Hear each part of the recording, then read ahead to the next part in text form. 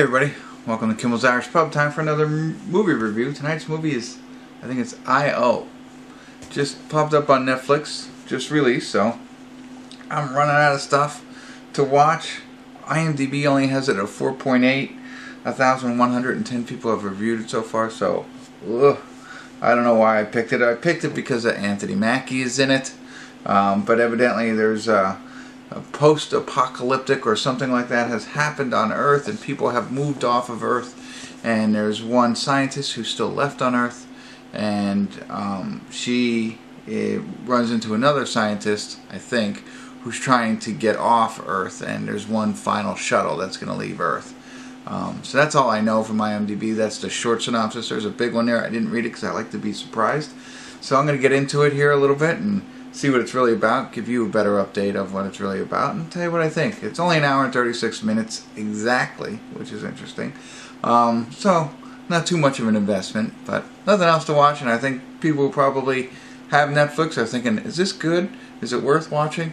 Well, I will let you know what I think. So stick around. I'll be back. Hey everybody, we're at the credits of I.O. Sorry, no check-ins, but I only check in when there's something interesting. And there wasn't much of any value in this movie. Nothing very interesting, at least to me. Again, I had low expectations, but I had a really hard time staying awake for the hour and 36 minutes of this movie. So essentially, there's Margaret Qualley is our main actress in this, and she's living somewhere on Earth, and she's able to sustain her living there by having a greenhouse and growing things like that. And she's in this little pocket where oxygen is actually good, and it seems like everything else around there has there's something that kills everybody. So that it's toxic. The air is toxic. So because of that, everybody has left Earth, or a lot of people have left Earth, if not everybody. Her father believed that people can continue to live if they just research and figure this out. They can still live on Earth and that kind of thing. But everyone else has left, including her boyfriend, and they're up by Jupiter, living just off of Jupiter, trying to start a whole new life and find a second Earth kind of thing. So that's how pretty much it goes. And Anthony Mackie comes floating on by in a hot air balloon. He is trying to find that, and he's also going to the last shuttle. And there's one more shuttle that's going to leave to reach this colony in outer space, and that's where he's kind of headed. And that's really it. So, I mean, that's not it, but then a lot of the movie is them, learning a little bit about each other.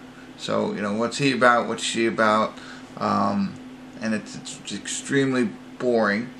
And the goal is for them to get to the shuttle and take off. She has a real passion for what her father was trying to do by doing research and determining can you stay on Earth, and he really wants to go get on this shuttle kind of thing. They have to wait for the wind to be right because it's a hot air balloon, and then they can go. And that's really all the movie is about.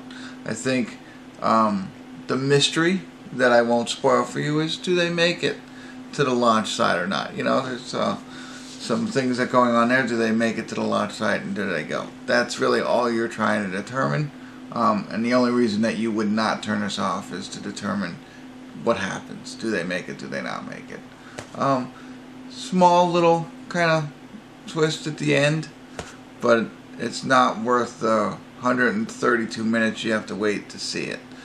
Again, for me, very dry, very boring. I had a tough time staying awake, and I wasn't that tired going into the movie. My recommendation is skip this one. Try some of the other ones that are out there on Netflix. I mean, they can't get them all right, and they went for something there, and they had a good actor in it. He was okay. I didn't like Margaret Qualley. I didn't like her too much at all. Didn't like her character, and that's really all. I mean, there's some other small parts from.